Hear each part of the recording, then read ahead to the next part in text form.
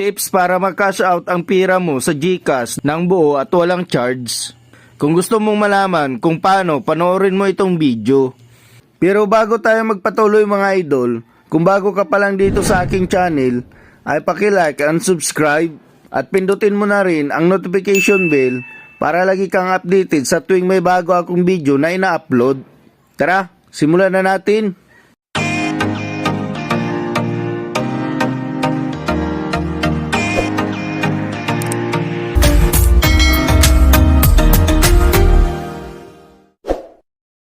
Una mga idol, dapat meron kayong GSave with CIMB Bank, CIMB Bank application at ATM card, any bank.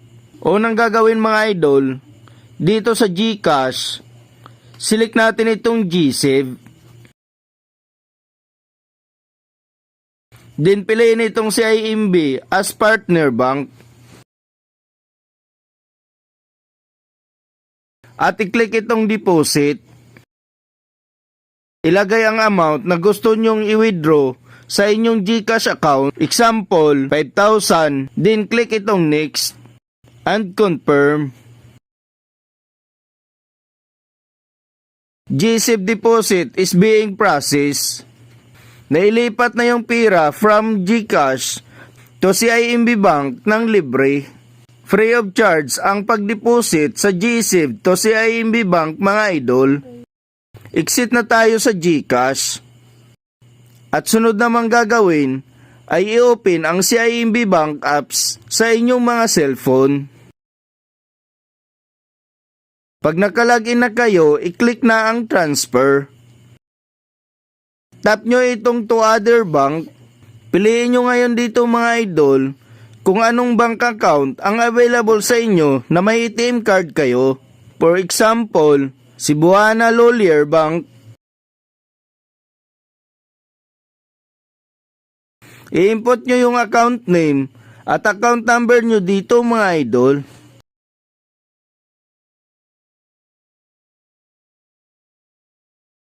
Din yung amount na i-withdraw. Halimbawa, yung 5,000 na dineposit kanina from GCash to sa CIMB. Then click continue. At makikita nyo mga idol, walang charge o bayad ang CIMB Bank transfer to Cebuana Lolier Bank. Ibig sabihin, buo pa rin yung 5,000. Then click nyo itong confirm. Then enter your 6-digit PIN. At kung okay na mga idol, your transfer is successful. Nasa ATM card na ng Cebuana Bank ang 5,000 pesos at pwede nang i-withdraw. Libre ang pag-withdraw sa Cebuana Lolier gamit ang 24K ATM card nila. Kaya kailangan mga idol, kung anong bangko nyo transfer yung pira, dapat doon din mismong ATM machine or bangko kayo mag-withdraw para wala pa rin charge at buo nyo pa rin makukuha ang inyong pira.